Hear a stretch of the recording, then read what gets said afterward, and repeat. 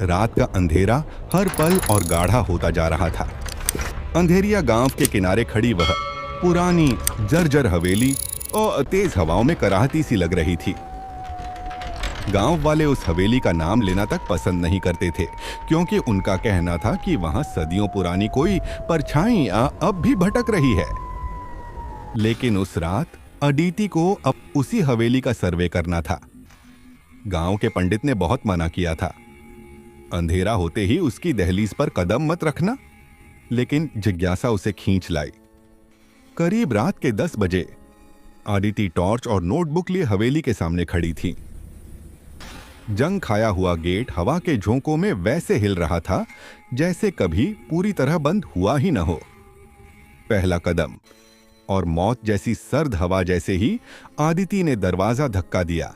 सामने से एक ठंडी, बिल्कुल बेजान हवा उसके चेहरे से टकराई। उसके पैर एक पल रुके, पर हिम्मत जुटाकर वह अंदर चली गई। हॉल में हर तरफ सन्नाटा था।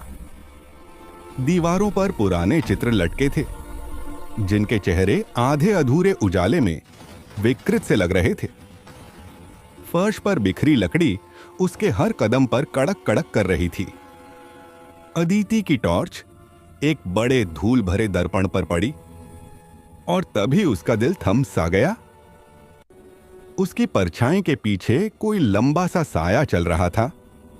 वह फौरन मुड़ी, पर वहां कोई नहीं था। शुरुआत दर्पण के पास एक आधा खुला कमरा था।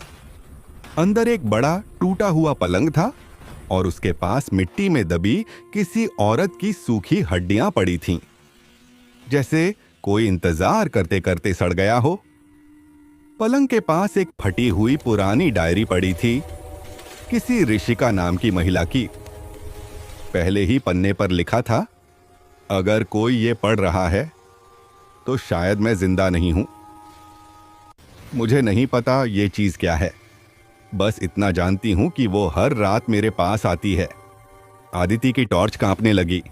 तभी उसके पैरों के पास से कुछ हल्का सा सरसराया, जैसे किसी ने हवा में से दुपट्टा खींच लिया हो।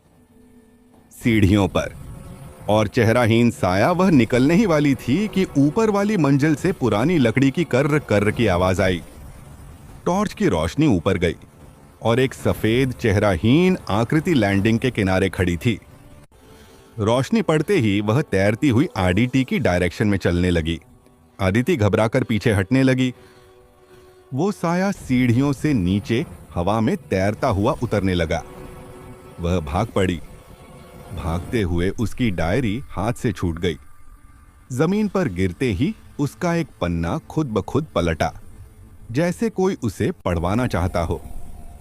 अदिति झुकी ही थी कि तभी उसके कान के बिल्कुल पास किसी औरत की बेहद ठंडी आवाज फुसफुसाई। मेरा नाम कैसे जाना? अदिति का खून जम गया। उसके आसपास कोई नहीं था, बस वो आवाज और एक पुरानी मंदिर और जिंदा आंखें। हॉल के पीछे एक छोटा सा मंदिर था। मूर्तियों पर धूल थी, पर बीचों बीच एक तस्वीर टंगी थी, एक औरत की।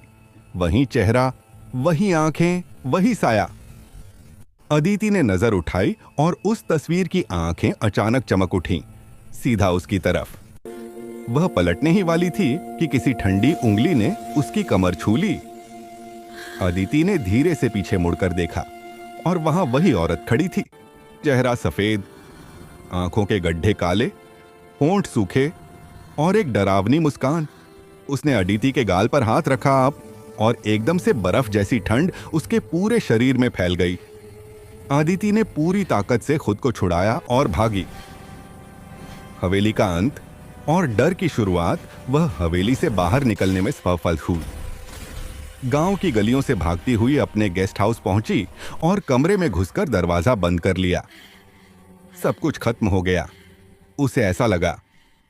पर तभी उसने कमरे का लाइट स्विच ऑन किया, और कमरे के कोने में खड़ा था वही सफेद साया, जैसे कह रहा हो, अब तुम मेरे साथ हमेशा रहोगी।